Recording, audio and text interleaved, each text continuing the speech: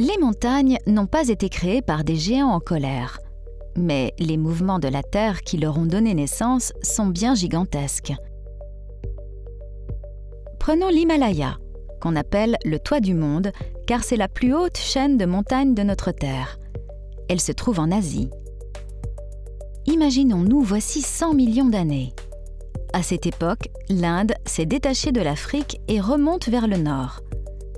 C'est la terrible collision de ce continent avec la plaque de l'Asie qui va comprimer et soulever des masses énormes de roches et donner le massif de l'Himalaya.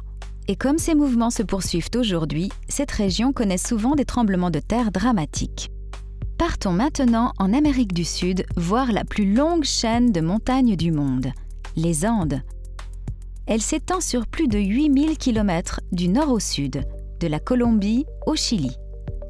Beaucoup de ces sommets dépassent les 6000 mètres et, surtout, si on la compare à l'Himalaya, elle est composée de nombreux volcans. Ici, une plaque s'est enfoncée sous une autre plaque tout en la comprimant.